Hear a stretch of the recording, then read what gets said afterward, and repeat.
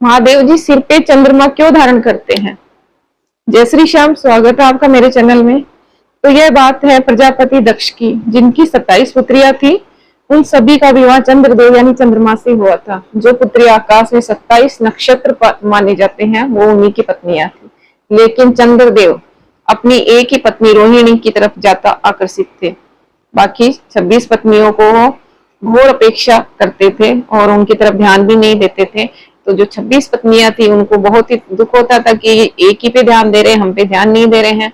तो 26 पत्नियों ने मिलकर अपने पिता को बोला कि हे पिताश्री, जो चंद्रदेव है हमारी तरफ बिल्कुल ही ध्यान नहीं देते हैं, वो सिर्फ रोहिणी पे ही ध्यान देते हैं। वो राजा दक्ष को बहुत बुरा लगा कि मेरी तो सभी पुत्रियां समान हैं। तो राजा दक्ष ने चंद्रमा को श्राप दिया कि तू धीरे धीरे तेरा तेज खत्म हो जाएगा और तू धीरे धीरे तेरा शरीर सूख जाएगा और सड़ने लगेगा। अब इस श्राप से धीरे धीरे चंद्रदेव का जो शरीर था वो फीका पड़ने लगा है, उनकी चमक भी फीकी पड़ने लग गई। तो चंद्रदेव भगवान विष्णु और ब्रह्मा जी के पास मदद मांगी, लेकिन दक्ष का श्राप था कि टाले नहीं टल रहा था।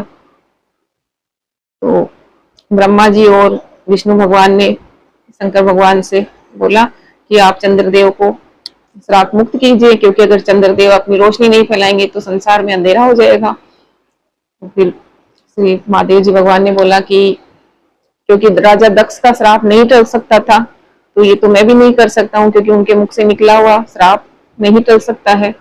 लेकिन हे चंद्रदेव, मैं आपको अपनी जटाओं में धारण कर सकता हूँ, लेकिन श्राप नहीं टल सकता, इसलिए 15 दिन का श्राप रहेगा आपके ऊपर। यानी 15 दिन आप अंधेरा रहेगा आपसे और 15 दिन आपसे उजाला रहेगा।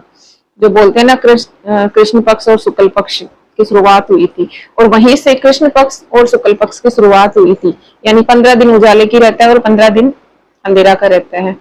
इसीलिए भगवान ने चंद्रमा को अपनी जटाओं में धारण किया था, नहीं तो संसार में रोशनी खत्म हो जाती।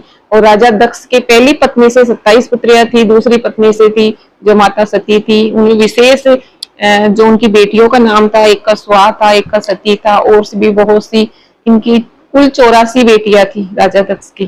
तो आपको ये रोचक सी जानकारी कैसी लगी? अगर अच्छी लगी हो तो मेरे चैनल को लाइक शेयर सब्सक्राइब जरूर कीजिएगा। धन्यवाद।